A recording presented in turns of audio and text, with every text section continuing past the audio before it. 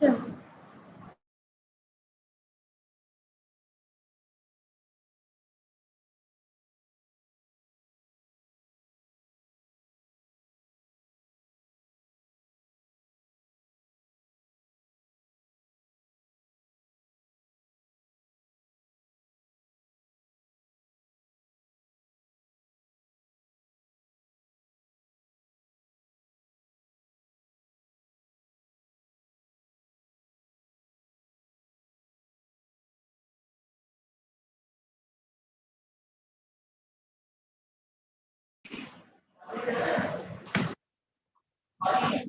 So can we start? Yes, Ariba, we are live. Okay. All right, so we're starting. Good evening, everyone. Morning to those who are joining us from different parts of the world. My name is Marine, and I welcome you all here to our first webinar of our MEDJACK webinar series. Thank you so much for tuning in. These webinars will be held every fortnight, so please stay tuned. Follow us on our social media. We'll be sharing our links shortly to keep in touch and to find out when the next webinar would be held. So the purpose of these webinars is to talk about MEDJACK, which we will shortly, and innovation. It's a chance for you to share your personal journey around innovation and beyond. So if you're an innovator, an entrepreneur, and have a story to share, please do reach out to us and we'll make sure we call you in. We'd like to take this moment to start a conversation around innovation, creativity, and entrepreneurship, something we like to refer to as ICE. We'll be talking about bridging gaps that exist and the steps we've taken and to further discuss solutions to further help us deliberate and bridge those gaps that exist in the lower middle income countries. Talking a bit about MEDJACK, the book that we're very, very proud of has been co-authored by 14 people. And today we have with us one of the main people behind it, one of the main co-authors, Dr. Asad Mia, who also happens to be the chairman of emergency medicine here at AKU and the main co-author behind MEDJACK. So hi, Asad, how are you? Hello, I'm doing well. Thank you, Marine. How are you doing? Good to have you here. And I'll let you take the conversation ahead. Okay, great. Thank you. So in lieu of talking, I'm just going to share my screen here. And just before we get started with our guest speaker, I will show you just 3 or 4 slides. There might be more like 5 slides, but anyways, who's counting? Can you see these? Can you see this? Yes, we can. Okay, excellent. So for people who are not familiar with MEDJACK, this is the platform under which we are rolling out these webinars. And MEDJACK is a book that we have recently published. Currently, we have come out with the digital version of the book. The tagline of the book is "The Extraordinary Journey of an Ordinary Hack."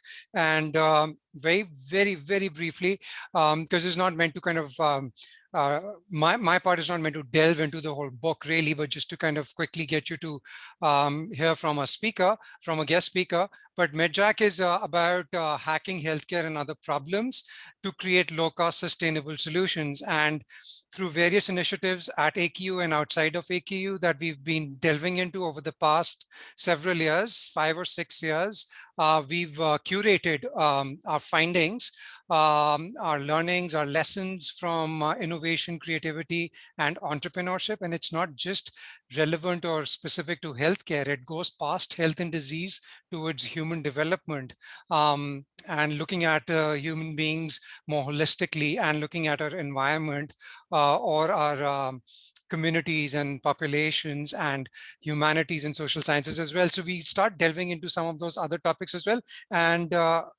just to kind of, as Marine was alluding to earlier, I am just the spokesperson for 14 co-authors.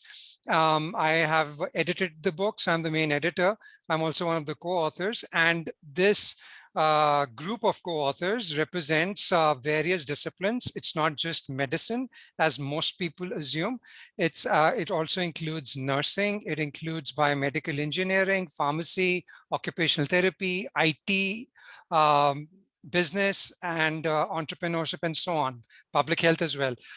So a combination of co-authors. Very quickly, the book is composed of 10 chapters, which take you through various initiatives. As I mentioned earlier, chapter 1 starts off with setting the stage very early. What did we do? How did we go about it? And in the first phase of this innovation incubation journey of ours, chapter 2 is about Ignite sessions that we started off with, allowing people to just share their ideas. Then hackathons that most people assume that CCIT is only equivalent to hackathons. This is one of 10 chapters. As you may realize from this, then we go on to incubation cohorts, how we've helped teams develop their business plans around their hacks or around their innovations. Narrative medicine, that's a whole chapter on that. We'll not go into details now, but over the subsequent webinars, we will delve into each of these individual chapters, including narrative medicine. Chapter 6 is on innovation fellowship. 7 is on Jugaad, one of our most beloved, I would say, topics. And we have written around COVID-19. How have we done fast and frugal innovation or Jugaad innovation in times of COVID? If you get interested, then this book is for you, from all of these chapters, but particularly from COVID-19 and Jugaad around that. Then we talk about technology and its link to innovation, which is a very definitive link. Then chapter 9 talks about create to innovate, which is going past health and disease towards development, incorporating the arts and sciences, humanities, and so on. And then chapter 10, last but not the least, which is innovation for life. And interestingly, we are keeping the end in mind. And so although chapter 10 was, it was chapter 10, the last chapter of the book, today we are delving into the first webinar of MEDJACK by exposing you or introducing you to the concept which is in chapter 10. So very relevant or very consistent with the way CCIT does things, that we tend to flip things on the head. So we're starting off with the end in mind and innovation for life. So how do you kind of like incorporate all of these practices of creativity, innovation, entrepreneurship for a happy, meaningful life or your life's journey? And that is what our guest speaker today will be delving into, and we'll get into that discussion in a bit. This is just a bit about what the book looks like. It's a digital book in this current iteration. In August, we'll be coming out with the print version. Just a sneak peek of 2 different chapters. And that's it from me for this particular presentation. I'm going to stop sharing my screen. Now let's get into this particular webinar. And I am very briefly going to introduce our guest speaker, and then I'll hand over the stage to him. And he is going to talk to us more about him and his very interesting journey into creativity per se. So Mr. Roman Ahmed, better known to a lot of us as Romy. I don't know, you'll have to get permission from him, and he'll let you know whether you can call him Romy or not. Romy's fine. Okay, Romy's fine. So Romy Romy was the founder of the Karachi Leadership and Innovation Conference, CLIC, and he will tell us more about that, hopefully. And but what is more exciting to me as an innovator, if I may, is his deep dive into creativity. He has studied at he's been to grad school and studied at a master's level creativity, and he'll tell us more about that as well. And and he's going to get into a bit about, what was he doing before he decided to get into creativity and study creativity specifically, and how is that applicable to his work and to the work of others as well. So that's the kind of storytelling that I would like Romy to start us off with. So Romy, please tell us your story. Tell us specifically about, how is that relevant to ICE, as Marine use that acronym, innovation, creativity, and entrepreneurship. We'd love it if you make it relevant to healthcare, but then much more than that, how is it relevant to other disciplines, and how is it relevant to life itself? But don't tell us the whole story right now, but start getting into it, and then we'll go further from there. Don't Thank ever you. ask me to tell the whole story. It'll take you about a few hours. No, I'll tell you my simple story, why I ended up. So my name is Roman. You can call me Romy. Um, it was in about 2012 when I actually embarked on this journey of going in for another degree in creativity and innovation. And there is no story behind it except 3 words. It's called midlife crisis. So I had nothing better to do. I had time on my hands. So I decided to go and do something with it. I guess in those days, there was no Coursera or Udemy or those online programs. Otherwise, I might have just done that. But it was a great experience. It was actually a life-changing experience. And since then on, I did start this conference on innovation. My focus has generally been trying to work with corporates, with companies, and helping them innovate. So I started this conference, and I've worked for a few big companies, and the work is varied. I mean, you can be called in to solve a specific problem or help solve a specific problem, or you could, create a vision. I've done the visions of a few companies, and that's kind of the work that goes on.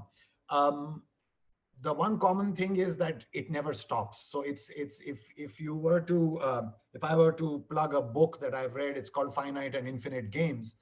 It talks about finite games being like a game of football, tennis, cricket, whatever. It has boundaries, it has limits, it has rules of play, and there is a winner at the end when everybody agrees that there is a winner. Infinite games on the other, and so it's bounded by these boundaries. Infinite games, on the other hand, are those that essentially the purpose of the game is to keep the game going. And hence, if a boundary does appear, you kind of just absorb that boundary into the game itself. So my analogy for that is that innovation, change and innovation are in that genre, that it's something that just continues, it keeps happening. If there is a roadblock, if there is a boundary, you skirt it, you absorb it inside your field of play, and you move on, which is probably one of the, I would say, the difficult things about it is that there is no end. You just keep going on and iterating and moving forward. Coming back to healthcare and Asad, I think I remember this was probably 2014. It was a conversation over Eid, on an Eid lunch, and Asad mentioned innovation. And when somebody says innovation, my ears perk up and my attention is diverted. If you ever meet me in a bar and want to have a chat with me, just say innovation and I'll be in your direction. So that's when he kind of roped me in. He was smart. So he roped me in, and I've kind of been on and off involved starting from the very first Ignite. It was great to read those chapters from the book because it brought back memories of those times of how we started with submitting abstracts for a 5-minute Ignite talk. And it was a lot of fun. And where Asad has moved this whole thing is just, fascinating and commendable. And if you have ever seen this talk called Grit by Angela Duckworth or read that book, this is a classic example of, and the title of the book actually confirms that the extraordinary life of an ordinary hack it's actually the perseverance and the grit and the determination that to a large extent also delivers the success for you. So yes, it's always constantly moving forward. Change is very difficult, getting people to adopt change. And here is where my lessons in healthcare come about, is actually healthcare itself is a very, very difficult profession to change, partly because of all the rules around it and all the responsibilities that they have to human health and human life, and you can't take risks with human life, but partly also because, and this might come up during the rest of the discussion, is that most of all the people, I think health doctors are way up there, and please take this with the bit of openness. I think doctors are way up there in terms of thinking of themselves as the final experts on whatever their field is, whether it's surgery, whether it's a pediatrician, whether he's a pediatrician or a surgeon or whatever. And that, in any field, as soon as you start thinking of yourself as an expert, what that essentially means is that you close yourself down to new ideas and new thoughts if they are challenging your current view. And I find that a lot happening in medicine. So whoever is here as an innovator in medicine, your work will be cut out for you. And but once you get through, and there are a few examples. I mean, the classic example, if you've heard of a doctor, I guess in the 1800s, by the name of Semmelweis. So today, because of COVID, we are all washing our hands and we are sanitizing our hands, and we everywhere, every place you go, there's a sanitizer. Well, Semmelweis, in whenever he was around, noticed that there were two different hospitals, and in one hospital, children or mothers dying from a post-birth fever, it was called puerperal fever or something, was a lot higher in one hospital than the other. And when he kind of did an analysis on his own, he found out that the hospital that had the larger deaths, it was a teaching hospital where doctors were working on cadavers for their learning. And when a delivery was happening, they would just come in straight from the morgue into the delivery room and deliver the baby. Now, this man, all he proposed, and the other hospital was just a pure maternity hospital. All he proposed was that I believe we should be washing our hands with a carbolic solution of lime or something before we go and deliver. Well, do you know what happened? What happened was that this man was outcast. He had a nervous breakdown. He went into a mental asylum and he died. But the doctors never washed their hands until much later.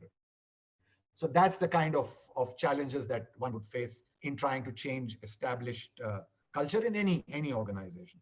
So that's my little spiel for the day. Back to you, Asad.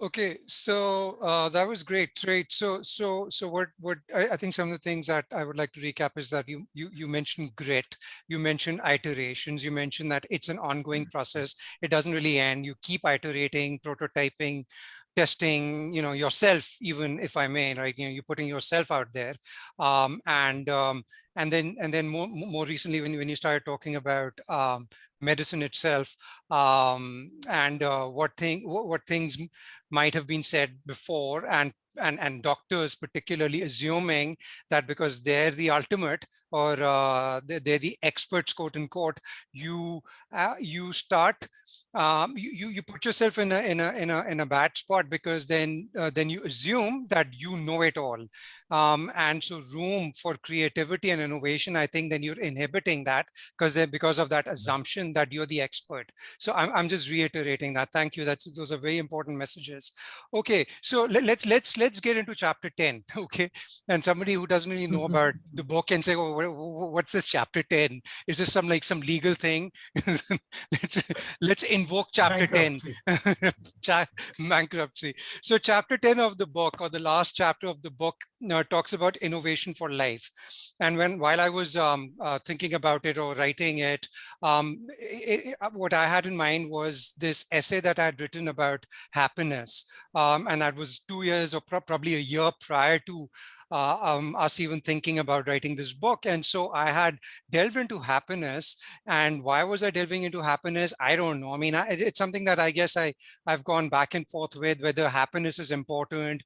Is it overrated? Some people find it to be, some people will say it's underrated. Others will say it's overrated, and there's no point in discussing these things. And some will say, well, it's exceedingly important. So I don't care about what people think. What do you think, right? So I would like you to tell us, how do you define happiness? What is happiness for you, without getting into hours and hours of this, but very simply, like one word perhaps, what is happiness for you, or a phrase, or just a few words, and then how do you link that to creativity? It's a tough one. I mean, happiness is such a tough concept to define. But I mean, some of the words that one uses is satisfaction, contentment, fulfillment, those kinds of things. And that's about it. I mean, it means different things to different people, and then there are negative connotations as well as to what some people can be evil and happy also. So one has to kind of differentiate about that. But the kind of self-fulfilled, content person who doesn't need external validation, though that kind of, I think, is the ultimate for me in happiness. And why is it important for creativity, for any kind of move forward, is that once all those problems of yours have been settled, once you have attained a state where you feel comfortable with yourself, you don't need to appeal to anybody's sensibilities in order to prove yourself. That would be the time when you are the most relaxed. And basically, a creative thinking is a process, and that process is tempered by what else is going on in your life. So if you have stress, if you have the business is going under, or you're making losses somewhere, or there's somebody is trying to pressure you into leaving your house, or give up something or whatever, you will definitely not be able to do that. And you will notice that sometimes there is also this incubation is one of those things that is kind of a pseudo. It would reflect what I'm trying to say is sometimes you're working on a problem and you just cannot crack it. So you give it up and you go off and you start doing something else, like a relaxing activity, even watching TV, or you just go off to sleep, and you wake up the next day and suddenly the solution is right there staring your face. These days for me it happens in crosswords. So my wife and me, we regularly do the New York Times crossword, and it happens that you're there and you've looked at all the clues and you just cannot figure out any point further to go. And then you put the crossword aside, you go away, you come back. But in that go away period, you're not stressed, you're relaxed. So there is a huge correlation between being relaxed / happy and being able to deliver your best in whatever field that you're in. Great. Thank you for that. So just for the audience, just whatever thoughts or comments or questions, please, you can put them in the chat pod. And then I should have probably started off with some housekeeping rules, but this is meant to be interactive, casual, and formal. So we can interrupt, and then, we can ask questions. You can ask questions of Romy, and we do appreciate. We would really appreciate if people at the end of this evaluate the session and give us feedback on that. So before I forget. So, okay, great. So it's just to recap. So, happiness, whatever way you want to define it, whatever way the individual wants to define it, from a holistic, I think from more of a holistic perspective, what Romy is telling us is that if you go down on the external validation, so it's really your own thing from coming from within. You don't really require somebody else telling you that you should be happy in this situation or you need not be happy in this situation. It's coming from within. And then when you are in a comfortable space, when you're not stressed out, quote unquote happy, maybe you would say it's synonymous with being contained or being content, right? Being content or being contained. That's when you tend to let your creativity surface as well, and you're not worked up about the outcomes, and you're not worked up about, oh, is this perfect or imperfect or whatever, because creativity is creativity, I guess. So I don't know, maybe I'm adding words to not exactly what Romy might have said, but I think we're in sync with that, right? So okay, so next question. So this chapter 10 also gets into, starts off with the happiness and, population level happiness, and there are all of these metrics that exist and so on and so forth. And then we go into some contemporary versions of very ancient philosophies. I don't know whether you were familiar with them, or were you ever into practicing some of them, or you poo-pooed some of them, or whatever, whatever you. So what do you think about, Stoicism or Taoism, or some otherism, that speaks to you? Tell us about that. And how have you linked that up with creativity? You have to answer for this, because of you I had to go back into this book that I had read a few years ago and revise it. So look, Stoicism is just one of the many philosophies. So Aristotle before that, the Stoics, the Epicureans and Cynics, and there were so many. Most of them dealt with the same, with the ultimate goal of life. Their philosophical questions were about what our lives, what are we aiming for, which would probably come into some subsequent part of this discussion. Aristotle, I think, was the original one who proposed happiness as the ultimate goal. And in fact, interestingly, when we were studying, were studying the subject of creativity, and there's this thing about trying to solve the right problem, and usually the first time round, how a problem is articulated is probably not the correct problem to solve. In a business sense, somebody comes and says, oh, our problem is that our sales are too low. And it may not, the sales may be a symptom, but the real problem might lie somewhere else. So basically you go through a process of questioning, and you try to we call it the ladder of abstraction. It's a tool that we use. It's called the ladder of abstraction. And you can go in two directions. If you want to go from the specific to the more general, you keep asking the person why. Why? I want to be a doctor. Why do you want to be a doctor? Because I want to serve people. Why do you want to serve people? Because it's the right thing to do. Why do you think it's the right thing to do? Because it makes me happy. So when you kind of go up that ladder of abstraction, we were taught that as soon as somebody says, I want to be happy, that's the end of the discussion. You come down a step below, because now happiness is everybody's ultimate goal, no matter what. I mean, by and large, I think most people would say that. So happiness is what Aristotle said. It's also what the Stoics said. The Stoics also were dealing with, and that's also very important for creative thinking and innovation, is that there are some things that they called indifferent. Some things that were the positives, I forget what their name was. Something were the vices, the virtues, the vices, and the indifference. So the indifference were things that you have no control over. You can't change them. I can't change the temperature outside.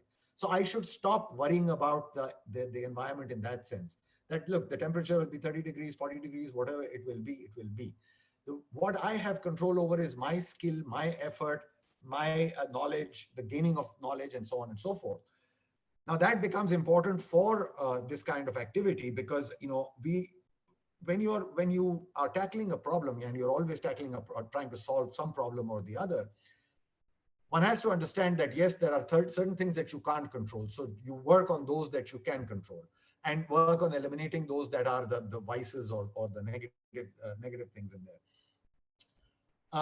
We say that you must tolerate complexity. No problem is simple. The larger the impact, the more complex the problem is. So tolerate it. I mean, just don't get flustered by it. Maybe break it down into smaller portions. There is also a lot of ambiguity. So there are some people you will find who will want to push for the perfect amount of information before making a decision. Well, it's not an exact science, but you have to also understand that there will always be ambiguity.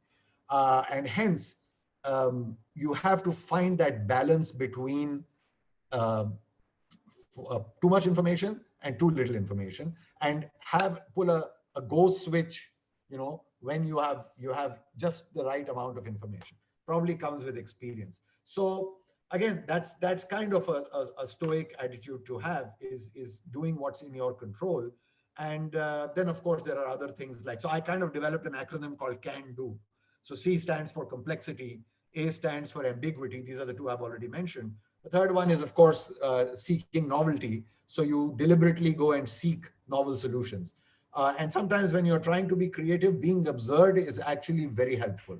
So I encourage people to go absolutely wild, because it is said that it's easier to take a wild idea and trim the edges off and make it a workable solution than to take a really mundane idea and try to build it up into something that is novel. So you actively, you engage novelty. I mean, some of the exercises you would give is you just warm people up, which sounds a little silly, but you say, all right, you give them a material, you say wood, or you let them draw lots from pieces of paper. Somebody comes up with a wood and comes up with a car and a task that it helps two people fall in love. So now you have to, now the team has a task to go and take these 3 pieces of information and create a product and make a 1 or 2 minute presentation on it. Now it sounds silly, but actually you're engaging the brain cells in a totally different direction. A car made of wood making people fall in love. And then people come up with some really nice, fun things. But what it does is that it gets them to start looking around in the environment and looking at things that they could incorporate into their solutions. So that's the novelty part. Diversity, of course, which you have embodied very well in all the whole program that you have, bringing diverse people on board, people from medicine, people from nursing, people from business, people from Habib University, and getting those people together, because diverse ideas, and that's where the expert thing, well, that's CAN and D, and the last one is openness, which is what I, impeach everyone to do, is that if you think you're an expert, be open to thought, be open to other people's ideas. And then when a diverse group of people gets in together and a person from some university or from a liberal arts college suddenly asks what is seemingly a stupid medical question, a doctor who is open will say, okay, hold on, let me just think about this before I answer. And it might spark a tangential thought that might come up with an innovative solution. So, I mean, that's how, these philosophies do inform creativity and innovation and thinking in general.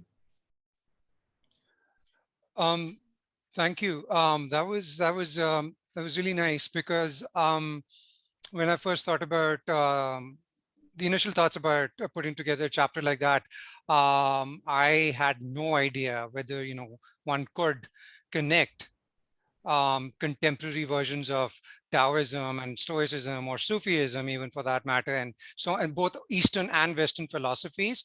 And then how do you then link them up with innovation, creativity, and entrepreneurship? And so once I started reading more into it, and the people, this was not a novel thought at all. Actually, there were papers that people have already published on this. There were blogs written on this, and the way you've put this all together, it's great endorsement as well. Interestingly, a lot of people actually did reach out to us, to me, and then they said that their hook to the book was actually chapter 10. So, and these tend to be people who are non-physicians or not from healthcare. So it's interesting that from a more philosophical or a holistic viewpoint, this thought connects with people, that happiness is important, that philosophies of these kinds, even if you don't practice them, you've never heard about them, but once you delve into them and you realize that they can be creatively, then prospectively connected with creativity, entrepreneurship, and innovation. So thank you very much for that. I'm just going to read off some of the comments and questions that are piling up.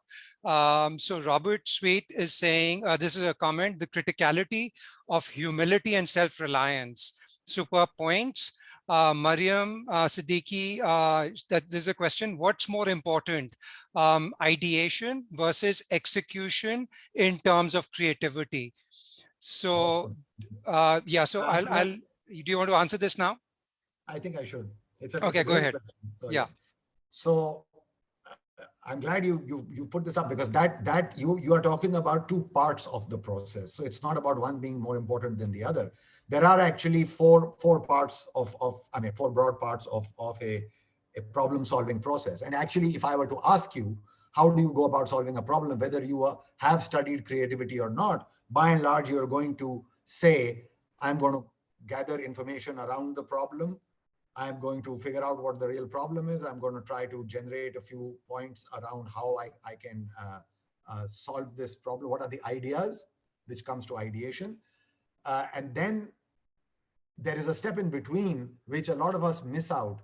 And it's actually a skill that I have noticed in Pakistan, at least, because there is actually a measure that you can take. It's a reliable and valid measure, which tells you what your thinking preference is. And what's missing in most people is this thing called development. So an idea is a very bare bones, it's like a wireframe. It's like 1 line or 2 lines of thought. But then developing that into a solution, that is very important. And only when it's developed into a solution do you move forward with implementation. So there is no such thing as ideation is more important than implementation. And there is no such thing as that every problem follows this sequence. what does happen is that depending on what you're doing, you could come into any one part of that of this process, but you need to know how to move it forward so that there's no paralysis in there. Now, what happens with this measure, which is called foresight, by the way, and it's FOUR, foresight, because it's for clarify. When you take this measure, it's like an MBTI, which is four options, and then you can have combinations. So you could end up with one of 16 preferences. Some people have very, very strong preferences for one part of the process. So you could be a strong clarifier, which means you would end up asking a lot, gathering a lot of data, asking a lot of questions, and you will recognize those people in meetings. But no, wait, hold on. I need to know this before we move on, and I need to know this. There are the others at the opposite end of the spectrum who are the implementers, who just love to do stuff. So here you've just articulated a thought, and there they are already, off and trying to implement a solution without even thinking about it. So those are the strong implementers. One of the big things when you get a diverse group of people together is to help everybody understand that different people have different preferences and propensities for solving a problem. And once they understand this, you need to understand two things. What is my preference? What do I like to do? What do I dislike? What annoys me? And the same way, the other person also has to do the same. And what is it that you like? And what is it that lifts you up? And then it's a skill to find the right balance between both. If you like asking questions, I would need to give you some leeway to ask questions. I can't shut you off. But then at some point, I have to also inform you that, look, I think we have enough data. It'll always be ambiguous. We cannot have perfect data. I think we should move forward. So to answer that question, to kind of end with the answer, neither is more important than the other. They're all important. That was great. Thank you. Great question, Mariam, and fabulous answer. Okay, so there's another comment by Robert. Montaigne's essays offer a wonderful précis of ancient philosophies. That's good. And I know we were talking to Robert last night as well. We were having a meeting. And so he mentioned Montaigne then as well. There's a comment by Mohammed Bhanji. Hi, Mohammed. Not sure to whom this quote is attributed, but I thought it was worth sharing. An expert is one who tries to find more and more about less and less until she or he knows everything about nothing. That's pretty good. That's a good one. The way I look at this is I just go around telling everybody I don't know anything. Don't ask me. I don't know. And then they come back and say, how can you not know?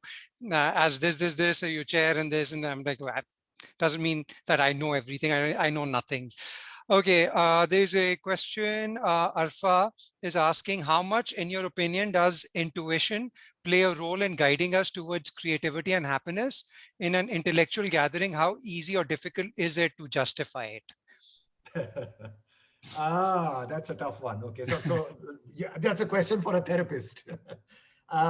Intuition is not bad. I mean, intuition, I guess in the definition, I'm not sure exactly what the definition is, but in my mind, it's kind of an informed guess.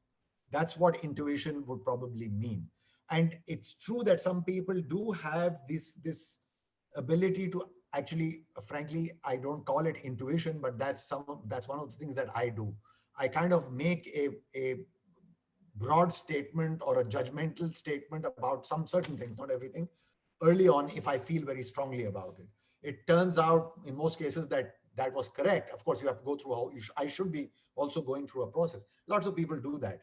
But if it's an informed guess, it's somewhere in the subconscious from past experience. Yes, I think intuition can be helpful. Whether it's helpful for happiness, I'm not so sure. And if you're talking about gatherings, well, my rule for when you speak in a gathering is not about being smart, it's about appearing smart. So if you can appear smart, that's fine, no matter what you say. So whatever you say it with confidence. And doctors are particularly good at doing that. Yes. They say everything with confidence, experts. When they know nothing, they'll say it with a lot of confidence. A few big words will help. Yeah, that's right. I use Latin and Greek for that as well. Throw that in. Excellent. Okay, so moving on in the chapter as well. So, right. So from philosophies, we move on to life purpose. Um, it was kind of linked, but in the chapter, we were like talking about ikigai.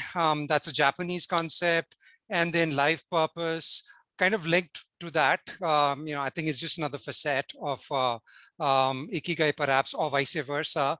So the question to you is, how important is it to seek purpose in life from an innovator and entrepreneur's perspective? It's from anybody's perspective. I think everybody needs a purpose. In fact, interestingly, in the corporate world, they used to companies always have this thing called a vision and a mission statement, a vision statement, and generally, if you a lot of companies, if you just pick up their vision statement, it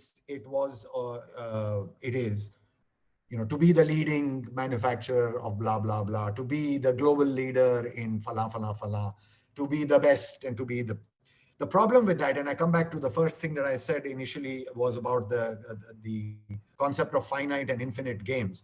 A finite in that concept, to be the leader in XYZ production is a very finite game. What happens when once you become the biggest producer?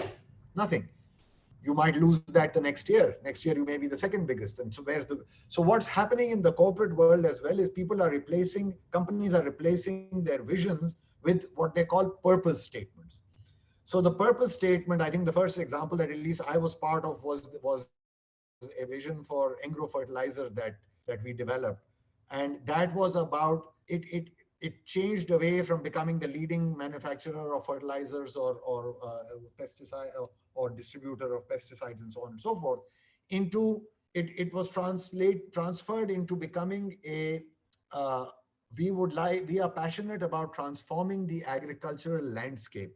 And there was a pun on the word grow, and helping the farmer grow. So it was about helping the farmer not only grow his crop, but also grow as a farmer. Now, immediately it becomes different. If I'm working for a company and I like working there, I would be more in tune with the second vision or purpose, rather than just helping this company become richer. And that growth and the financial well-being will come, but it comes on the back of a higher purpose. So purpose is always important. Purpose is important for your personal life. So it's like this, and I do this, and people can try it, not right now, but maybe later. Is most people who are not very savvy with the drawing. So it's kind of it pushes their comfort zone. So what we do is we say, all right, take a piece of paper and draw yourself, I don't know, 10 years from now, 5 years from now. Draw a picture of how you will be 10 years from now. And it was very interesting. I had this one person come to me. He wanted some personal advice. And he came to me with a family tree from a business perspective. He was having problems with his larger family in a business perspective. So he gave me that my chacha owns this company, and my mom owns this company, and my father owns this company, and I am this and I am that. And he had this whole business plan, but he was very frustrated. And then I gave him a piece of paper and I said, draw yourself in 5 years. You know what he drew?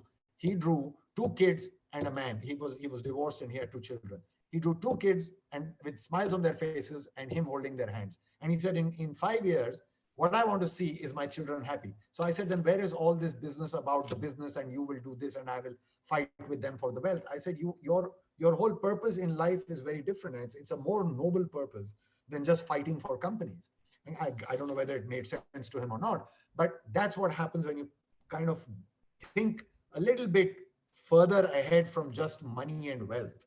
So when you have that, and you can work backwards to some point where you are currently, and then it's like what we call in the business world a gap analysis, where we are and where we want to be. Well, then that defines your journey. And if your purpose is a nice, big, wide, noble purpose, bringing food to the under nourished, or bringing clothing to the to the homeless or the poor, or shelter, whatever it might be, then you can kind of define your way forward, and so it's important. Otherwise, you're a rudderless ship. Somebody comes and tells you, oh, there's a needy person who needs food. Okay, let me find some sources of food. Here's a person who needs shelter. Okay, let me find some sources of shelter. While that's fine, you can go on, but you're not moving towards something more concrete. I just a step back, when we talked about philosophy and Aristotle and Stoics and all that, this concept of virtue appears in their philosophies. And virtue is actually the act of excelling at what you do, whatever it is that you do. So if it's a public service, your virtue will be to really push yourself and do well at it. So kind of it defines a direction to take you. But that direction will only happen if you have some kind of a goal, clear, fuzzy-ish or clearish, a few 5-10 years down the road. It has to be a longer time frame. Wow. That's profound. And I think it's interesting because one of the last questions that I had for you, and I know we have time, and I'm also looking out for any comments or questions in the chat box. We haven't had any new ones, but I was going to ask you what would be like some pearls of wisdom, keeping chapter 10 in mind, and for transgenerational workforce, or for younger people in particular, or people who are in high school currently, and what would you tell them? And I think what you've already mentioned about purpose, I think that in itself becomes so important for people to realize. What do you think, Romy? Like if somebody who has been probing or has been on this self-discovery journey of self-discovery and is looking or seeking purpose, and then either realizes that there is no purpose, or perhaps purpose changes, and or they create their own purpose. Do you think all of those alternatives potentially are okay? Or because no, or do you think that purpose has to be so strong that you just know it from within? I would say no. I would say, look, I mean, just bringing it down a little bit, not in terms of purpose, but just in terms of profession. When I was 5 years old, my father asked me, what do you want to be when you grow up? I don't know why I said it. That could go to intuition. I said, I want to be an aeronautical engineer. I had no clue what an aeronautical engineer was, but I don't know why. I guess it was this desire to kind of get up and fly or something. No idea. But and that's I guess, I think you are probably, this question comes from you also from the perspective of being a father of two teenagers. And the best thing was that he supported me. He said, okay, that's great. What do you want for it? Do you know what you want to study? Let's find out. And I'm talking late 60s, early 70s. So when there was no internet at that time. So, a little bit of information here and there. And of course, I realized to become an aeronautical engineer, I needed to study science. So when I came to class 8 and I had to take those science subjects, I mean, that was the end of aeronautical engineering. I said, science, I can't do, science, I can't do. And a lot of stories are like that.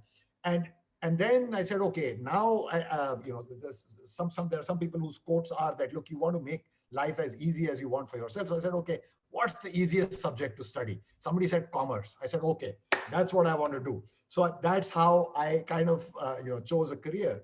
And interestingly, I taught at the IBA for a few semesters, and every class I went to, I asked them, and of all the 3 or 4 classes that I taught, maybe 60 or 70 students, I said, why are you here? Only one of them was there by choice. Everybody else said, I couldn't get admitted to medicine, so I came here. This was my, just like whatever, I gave the test. Because my elder brother was at IBA, so I joined IBA, but nobody really had any reason.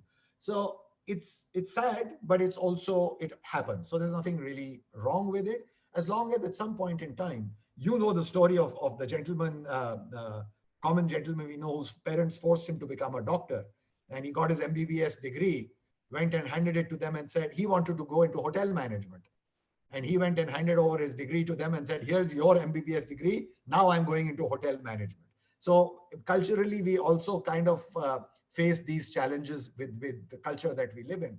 So it's all well and good as long as in the end, you have the ability to think for yourself and work it all out. So I wouldn't put too much cachet in it at this point in time, except that I now see that this COVID business and this quarantines and lockdowns, I believe is not having a very good impact on the children in that age bracket today, who are just about making life decisions as to which college to go to or what profession to join. And that's the sad part. That's about, the worst part of this whole pandemic, that is quite bothersome. Yeah, that's a sobering point, and that's right. And I think we don't know how it's going to pan out. I think we're still going through that, right? And young people, teenagers, adolescents, young adults, and yeah. So I don't know. I don't know if it's going to be the phoenix that emerges or from the ashes and something else. I have no idea. But it's good to know that there are others who don't know as well. So we all of us don't know. So I'm just going to read out two more comments, and thank you, Robert and Mohammed. So Robert is saying Einstein said he arrived at none of his discoveries through rational thought. He arrived at his discoveries through imagination, through genius. Well said. And then Mohammed saying, with respect to knowledge, it is fair to say that there is a hierarchy: revealed knowledge, intuitive knowledge, knowledge acquired by human intellect. So your thoughts about around this? I mean, for me, it's knowledge. Knowledge is power these days, definitely, and gathering knowledge. So on the subject of innovation and creative thinking and creative process, I believe quite strongly that what you need to do is get out of your field. So you have to get that diversity of not just people and experience, but also of knowledge. One should deliberately pick up stuff that one perhaps is uncomfortable with and read about it, or one doesn't know anything about, and delve into it. Even if it's, so for example, I showed you this book. It's a story of philosophy. It's not really a philosophical work, a work of philosophy, but in like 150, 200 pages, it encapsulates the whole philosophy. And that's one of the reasons I bought it. I said, I don't have the time to study philosophy, partly because one of my sons was majoring in philosophy. So I said, कुछ तो मतलब आना चाहिए ना, वरना वो आके ये ना कहे कि बाप जो है, बाप को कुछ नहीं पता है. So I picked up this book. It was interesting, and it came in handy right now. And that's what happens, is that when you do things like this, they do come in handy, and you will find stuff that is in other fields. I've read, in fact, there are you talk about narrative medicine in your book, and I've read a couple of very interesting. The one that this Paul, I just finished that book. For the life of me, I can't remember that. The one that was all the rage about the guy who died. Kalanithi, Paul Kalanithi. Yeah. Paul Kalanithi. I just finished that book. That was about a doctor, but it's all about medical profession and what he went through as a cancer patient. There is a very interesting book that I read called This Is Going to Hurt. It was kind of a poignant, funny book about a guy called Adam Kay, who was an NHS doctor, and how he got totally disgusted by the profession and left. But those are great stories to read about. They were daily life stories of doctors. But there's another one that I'm reading right now. It's called On the Bright Side, I think. It's about an old people's home in Holland, in Amsterdam. And it's the diary of an 85-year-old resident of that old people's home. And you read those, and we are in that stage of life where everybody around us, our elders, are all getting old. And actually, if there was one innovation that I would gun for in Pakistan, it would revolve around old people and how we can take care of old people, because it's a huge problem in these days, more so in these days of travel, and how you can, we are free to move around, and people's plans are either cut short and you say you can't leave because your parents are old, or people who are already enjoying a life abroad of fulfillment are forced to come back because there's nobody to look after the old. So there is a lot of room around that in that space for innovation. But I'm trying to temper my comments about doctors being experts, and yours as well, is the expertise is also one of the components of innovation. So you have mentioned Teresa Amable in the book also, and Teresa Amable's three step or three domain, I forget the name. The three things that she talks about for even being in flow and for innovating is domain knowledge, domain expertise, uh, creativity, skills. So when we talk about creativity, we talk of creativity as a process. So that process is a process one can learn. I teach that and you can learn that. So you need the domain knowledge, you need creative process skills, and you need a motivation. And generally, I guess in the healthcare field, a lot of the motivation does come from our own personal experiences. If I had somebody who, I don't know, passed away with Alzheimer's, I would be more motivated to solve the problem of Alzheimer's. If I have old people around me who are kind of infirm and need constant round the clock care and have nowhere to go, I would probably be more likely, because I'm more motivated to solve that problem. And you will see that a lot of people's motivations come. People who work in Down syndrome generally have had experiences with children who might have suffered from that, or there are people with cancer who will develop support groups, help groups, or even get into research for cancer.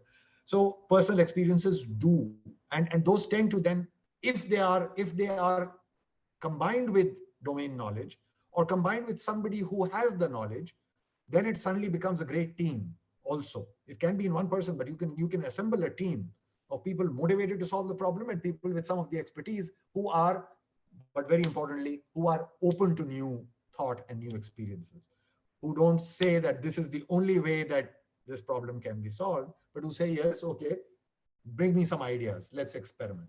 So things like rapid prototyping and all those things, they come about in this concept. Because you also speak about flow. Sorry, probably just running to the end of time. You talk about flow, and flow is, again, there is this book by a very difficult name to pronounce called Mihai Csikszentmihalyi, who has done this whole research on the state of flow. And the thing with flow is that flow is one of those feelings when time just passes by and you don't even know. Hours pass by and you think, oh, but I've only been here a few minutes. But one of the important things about flow is kind of feedback. So you get feedback on success and failure. I used to write software programs for fun and maybe for pseudo living as well, 40 years ago. And that was flow activity for me, because I got instant feedback. You wrote a line of code and you ran it quickly and you saw something on the screen. I mean, something very basic. But you say, I did that. And that kind of motivated me to keep writing bigger and bigger applications, and testing, writing, and viewing the works of my success and feeling very self-fulfilled. What it amounted to was maybe nothing, but it's that feeling of being in that state of flow, which was very important, which probably will help me, because I'm kind of working it now in trying to launch a tech company. And that might just kind of, in the background, I don't have the domain expertise, but I do have some knowledge which helps. So yeah, so those are things that all touch upon your chapter. And I guess we are now running to the end. Yeah, great. Thank you, Romy, for mentioning flow. We didn't delve into Taoism from that perspective, but point very well taken. I hope people who have been listening to this, they do consider buying the book and then reading, just because it really scratches the surface, because there's so much wealth out there about Taoism, being in a state of flow. Stoicism, there's Sufism and all kinds of isms, and then there's Ikigai. So, and you can always link all of these to innovation, creativity, and entrepreneurship. You mentioned motivation, right? And so Down syndrome, Alzheimer's, having people who have these, and then, I think this another way of looking at this is like empathy, right? So we start off this whole process through empathy, and if somebody in your own family or you yourself have something, then you can be empathizing for yourself, so self-empathy, and that becomes the problem that you want to solve or address. So thank you for linking this to narrative medicine, which then starts with empathy, and human-centered design thinking also starts with empathy. So a lot of synergies, a lot of interlinks and connectivities. And so I'm going to stop over here and thank you for being here, for rolling out our webinar series. Over to Mehreen. Thank you so much, Man and Asis, for that conversation. And one-liner as a takeaway, and I'm going to quote you, Roman: push yourself and do well. I think that's so important. So push yourself and do well. Yeah. Okay. Push yourself and do well. Make choices and own them. I love that. Absolutely. So thank you, everyone. Thank you to our participants who tuned in. We'll return with another webinar on the 25th of June, 2021. Please stay tuned. Follow us on our social media to find out who our guest will be. I'll give you a hint. It's the chairman of surgery here at AKU and the CEO and founder of Cresta. So I'll keep it as a surprise to who our guests would be. Stay tuned, and thank you very much. Have a very good evening. Thank you, guys. Bye. Thank you. Bye-bye.